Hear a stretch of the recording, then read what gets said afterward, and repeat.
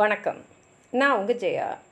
இன்றைக்கி நம்ம இந்த வீடியோவில் தாமஸ் ஹார்டி எழுதின த வுட்லேண்டர்ஸ் இந்த நாவலோட சம்மரியை பார்க்கலாம் வாங்க.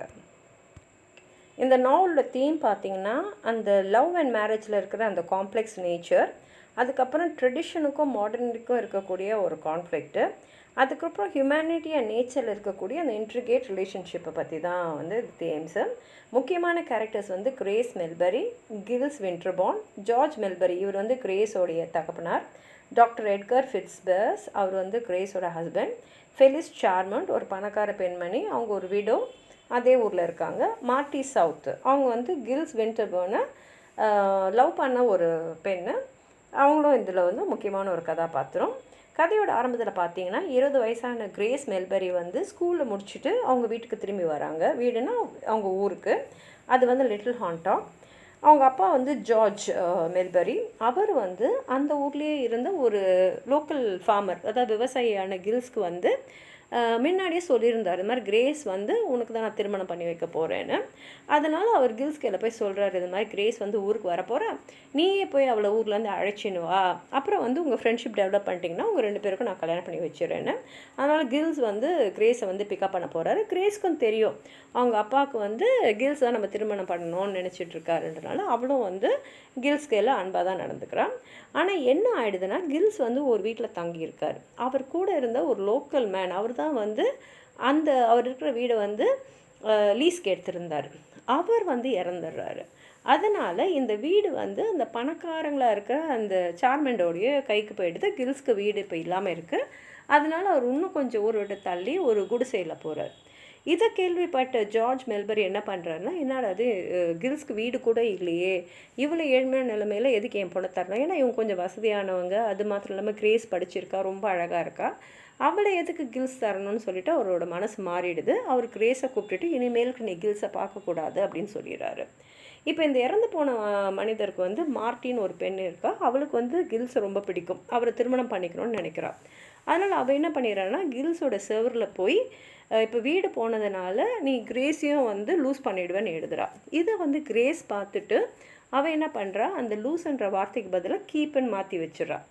கிரேஸ் என்ன எதிர்பார்க்குறா அப்படின்னா, கில்ஸ் இதை பார்ப்பாரு, நம்ம மேலே ரொம்ப அன்பாக வந்து பேசுவார். ஆனால் கில்ஸ் இதை பார்க்காதனால அவர் வந்து கிரேஸ் கிட்ட எதுவுமே வந்து வெளிக்காட்டல. அதனால் கிரேஸ் என்ன நினச்சிக்கிறான்னா, ஒரு வேளை வந்து அவருக்கு நம்ம மேலே இப்போ இன்ட்ரெஸ்ட் இல்லை போல் இருக்குது அப்படின்னு நினைப்பில் அவளும் வந்து கொஞ்சம் விலகிடுறா.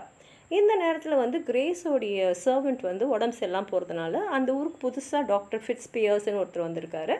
அந்த டாக்டர்கிட்ட கிரேஸ் அழைச்சின்னு போகிறார். அப்போ வந்து அவளை பார்க்குற ஃபிட்ஸ்பெரிக்கு அவர் மேலே வந்து அவள் அழகாக இருக்கிறதுனால அவள் மேலே ஒரு ஈர்ப்பு வருது. அடிக்கடி வந்து அவளை வந்து சந்திச்சிட்ருக்காரு, அங்கன்னு பார்த்துன்னு இருக்காரு. அந்த ஊரில் வந்து ஒரு ரிச்சுவல் நடக்கும் வருஷம் வருஷம் மிட் சம்மரில். என்னென்னா, பெண்கள்லாம் வந்து ஒரு ரிட்ஜ் மேலே அப்படியே ஓடி வந்தால் இந்த சைடில் வந்து திருமணம் ஆகாத ஆண்கள் இருப்பாங்க. அதில் எந்த பெண்ணும் ஆணும் வந்து ஒன்றா முதல்ல சேர்றாங்களோ அவங்க வந்து ஒருத்தர் திருமணம் பண்ணிக்கிற மாதிரி ஒரு அமைப்பு அந்த ஊரில் இருந்தது. இப்போ கிரேஸும் அதில் கலந்துக்கிட்டு அவளும் இந்த ரிட்ஜை தாண்டி ஓடி வரார். ரிட்ஜ்னால் ஒரு பிரிட்ஜ் மாதிரி இருக்கும். ரிட்ஜை தாண்டி ஓடும்போது அவள் வந்து கில்ஸை நோக்கி தான் ஓடி வரா. ஆனால் டாக்டர் ஃபிட்ஸ்பர்க் வந்து கில்ஸ்க்கு முன்னாடி வந்து அவர் கிரேஸை வந்து பிடிச்சிடுறாரு. இப்போ வந்து ஜார்ஜ் மெல்பருக்கு உடம்பு சரியில்லாம போகுது. அதனால் காஃப்க்கு வந்து இருமலாக இருக்கிறதுனால டாக்டரை போய் பார்க்கலாம் நாங்கள் வரும்போது அவர் தான் கிரேஸோடைய தகப்பனார் தெரிஞ்சிட்ட உடனே ஃபிட்ஸ்பர்க் வந்து அவர்கிட்ட சொல்கிறார், இது மாதிரி எனக்கு உங்கள் பொண்ணு கிரேஸ் ரொம்ப பிடிச்சிருக்கு, திருமணம் பண்ணிக்கணும்னு ஆசைப்பட்றேன்னொன்னே அவருக்கும் ரொம்ப சந்தோஷமாயிடுது. ஏன்னா இவர் வந்து டாக்டரு, நல்ல வசதியானவர், படிச்சிருக்காருன்னு சொல்லிட்டு, சரி நீங்கள் கிரேஸோட பழகுங்க, அவளும் வந்து ஒத்துக்கிட்டானா நான் கல்யாணத்துக்கு ஒத்துக்கிறேன்னு சொன்ன உடனே இவர் அடிக்கடி அவளை பார்த்து கடைசியில் வந்து கிரேஸ்க்கும் ரொம்ப பிடிச்சி போய் அவர் திருமணம் பண்ணிக்கலாமான்னு கேட்கும்போது கிரேஸ் வந்து சரின்னு சொல்லிடுறாங்க. 2 பேருக்கும் திருமணம் ஆகிட்டு ஹனிமூன் போயிட்டு திருப்பி வராங்க.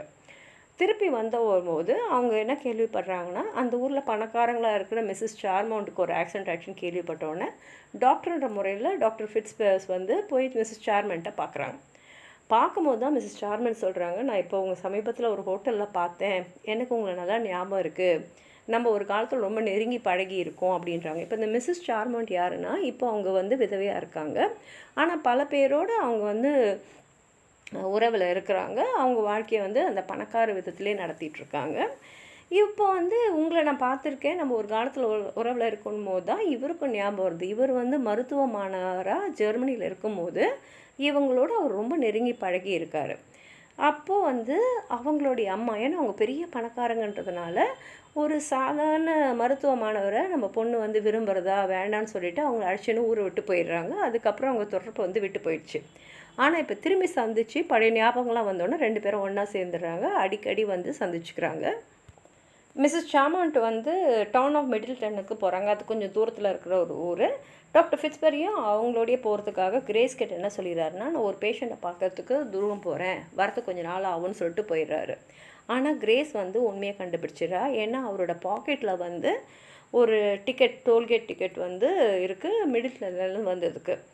அவளுடைய அப்பான ஜார்ஜ் மெல்பெரியும் வந்து டாக்டர் ஃபிட்ஸ்பெரிக்கும் மிஸ்ஸஸ் சார்மெண்ட்டுக்கும் ஏதோ வந்து ரகசிய உறவு இருக்குது அப்படின்னு கண்டுபிடிச்சிடுறாரு. அது மாத்திரம் இல்லை, ஒரு நாள் அரை தூக்கத்தில் வந்து டாக்டர் ஃபிட்ஸ்பெரி வந்து மிஸ்ஸஸ் சார்மெண்டோட பேரை சொல்கிறதையும் அவர் கேட்டுறாரு. அவர் மனசு ரொம்ப உடஞ்சி போயிடுது. ஏன்னா அவருடைய மகளுடைய வாழ்க்கை இதில் இருக்குது. அதனால் என்ன ஆகிடுதுன்னா, அவர் என்ன பண்ணுறதுன்னு தெரியாமல் யோசிச்சுட்டே இருக்கும்போது ஒரு நாள் டாக்டர் ஃபிட்ஸ்பெரி வந்து பார்க்குறாரு. கிரேஸ் வந்து வீட்டில் இல்லைன்னு தெரிஞ்ச உடனே அவர் வந்து மிஸ்ஸஸ் சார்மெண்ட்டை பார்க்குறதுக்காக போகிறாரு. ஏன்னா அவங்க வந்து ஹின்டாக்கு திரும்பி வந்துட்டாங்கன்னு கேள்விப்படுறதுனால. இப்போ ஜார்ஜ் மெல்பெரியும் அவரை பின்தொடர்ந்தே போகிறாரு. போய் பார்க்கும்போது என்ன ஆகிடுதுன்னா, டாக்டர் ஃபிட்ஸ்பெரி வந்து ஒரு குதிரையில் போயிருந்தார். அந்த குதிரை வந்து அவரை வந்து கீழே தள்ளி விட்டுடுது. அதனால் அவர் அடிபட்டு ஒரு மயக்க நிலையில் இருக்கார். சரி, கீழே விழுந்துட்டாருன்னு சொல்லிட்டு அவருக்கு உதவி செய்யறதுக்காக ஜார்ஜ் மெல்பெரி போய் உதவி செய்கிறாரு. அந்த அரை மயக்கத்தில் டாக்டர் ஃபிட்ஸ்பெரி என்ன சொல்லிடுறாருன்னா, கிரேஸ் இறந்துட்டா நான் விடுதலையாக இருப்பேன், நான் வந்து சுதந்திரமாக இருப்பேன் அப்படின்னு சொல்கிறார். இதை கேட்ட உடனே அவருக்கு ரொம்ப கோவம் வந்துட்டு குதிரையில் தூக்கி வச்சுருந்தவரை கீழே தள்ளி விட்டுட்டு போயிடுறாரு. கொஞ்ச நேரம் கழித்து டாக்டர் ஃபிட்ஸ்பெர்க் வந்து நினைவு தெரிஞ்ச உடனே அவர் அப்படியே க்ரால் பண்ணி தவிழ்ந்தே போயிட்டு அப்படி கஷ்டப்பட்டு தள்ளாடி போய் மிஸ்ஸஸ் சார்மெண்ட் வீட்டுக்கு போகிறாரு. அங்கே அவங்க ரொம்ப சந்தோஷமாக ஒரு மிஸ்ட்ரஸ் மாதிரி அவங்கள வந்து வரவேற்கிறாங்க. 2 பேரும் சேர்ந்து போயிடுறாங்க எங்கேயோ ஃப்ரான்ஸ்க்கு. அவர் வந்து அங்கேருந்து வந்து கிரேஸ்க்கு ஒரு லெட்டர் எழுதுறாரு. இனிமேக்கு நான் வந்து உன்னை பார்க்க மாட்டேன் அப்படின்னு சொல்லிட்டு ஒரு லெட்டர் எழுதுறாரு. கிரேஸ்க்கும் வந்து தனக்கு துரோகம் செய்கிறவரோட வாழ்றதுல விருப்பம் இல்லைன்ற மாதிரி இருந்துடுறாங்க. ஆனால் நிறைய மாதம் கழித்து என்ன ஆகிடுதுன்னா, டாக்டர் ஃபிட்ஸ்பெரி வந்து திரும்பி லிட்டில் ஹாண்டாக் வரதா கேள்விப்பட்டு கிரேஸ்க்கு வந்து இப்போ அவரோட வாழ்கிறதுல விருப்பம் இல்லாதனால அவள் வந்து இப்போ கில்ஸ் வந்து ரொம்ப தூரத்தில் தான் அவருடைய குடிசையை கட்டி வச்சுருக்காரு. ஏன்னா இப்போ வீடு இல்லாதனால அந்த இடத்துல குடிசையில் இருக்கார்.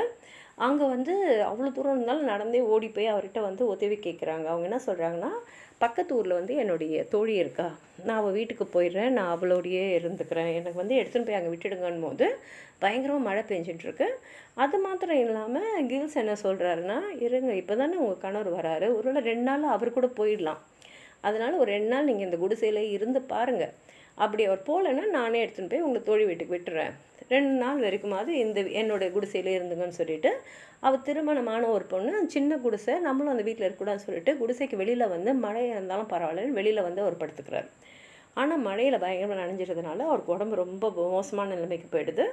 இப்போ வந்து வேறு வழி இல்லாமல் கிரேஸ் என்ன பண்ணுறாங்கன்னா, இப்போ அவர் உடம்பு மோசமாக இருக்கேன்னு சொல்லிட்டு அவங்க கணவர்கிட்டயே வந்து உதவிக்கு வராங்க, இவர் உடம்ப பாருங்கன்னு. ஆனால் அவரை வந்து செக் பண்ணி பார்க்குற ஃபிட்ஸ்பெரி வந்து தெரிஞ்சுக்கிறாரு அவர் வந்து கொஞ்ச நேரத்தில் இறந்துடுவாருன்னு. ஏன்னா அவர் உடல்நிலை அவ்வளோ மோசமாக இருக்குது. அவர் எதிர்பார்த்த மாதிரியே கில்ஸ் வந்து இறந்துடுறாரு. அப்புறம் டாக்டர் ஃபிட்ஸ்பெரி வந்து சொல்கிறாரு, இந்த மாதிரி வந்து மிஸ்ஸஸ் சார்மெண்ட்டை அவங்களுடைய ஒரு முன்னாள் காதலர் வந்து கொண்டுட்டாரு, இப்போ அவங்க இதுக்கு மேலே இல்லை, நான் திரும்பி உன்னோட வாழணுன்னு தான் இங்கே வந்திருக்கேன் அப்படின்னு சொல்லி அடிக்கடி வந்து கிரேஸை வந்து சந்திக்கிற சந்தர்ப்பத்தெல்லாம் ஏற்படுத்திக்கிறாரு. திரும்பி பார்க்குறதுனால கிரேஸோட மனசும் கொஞ்சம் இலகுது. ஆனால் அந்த சமயத்தில் என்ன ஆகிடுதுன்னா, டாக்டர் ஃபிட்ஸ்பெரி வந்து கொன்னுடணும்னு சொல்லிட்டு அந்த ஒரு லோக்கல் விமனுடைய ஹஸ்பண்ட், அந்த லோக்கல் விமன் பேர் வந்து சுக் டேம்சன், அவர் என்ன பண்ணுறாருன்னா ஒரு ட்ராப் செட் பண்ணுறார். ஆனால் டாக்டர் ஃபிட்ஸ்பெரிக்கு பதிலாக கிரேஸ் அந்த ட்ராப்பில் மாட்டிக்கிறா. ஆனால் அதிர்ஷ்டவசமாக அவள் ஆடை மட்டும்தான் அந்த ட்ராப்பில் மாட்டுது, அவள் தப்பிச்சு ஓடிடுறாள். ஆனால் அந்த இடத்துக்கு வர ஃபிட்ஸ்பெரி என்ன நினச்சிடாருன்னா, கிரேஸோட கூட அங்கே இருக்கிறதுனால அவள் இறந்துட்டான்னு நினச்சிட்டு அவர் ரொம்ப மனசு வந்து பாதிக்கப்படுறாரு. தான் இறந்துட்டோன்ற செய்தியை கேட்டு அவர் இந்த அளவுக்கு மன உளைச்சலாக இருக்காருன்னு தெரிஞ்ச உடனே கிரேஸும் வந்து சரி நம்ம இனிமேலுக்கு அவரோட சேர்ந்து வாழலாம் அப்படின்ற முடிவுக்கு வர இத்தோட நாவல் வந்து முடிஞ்சிடுது.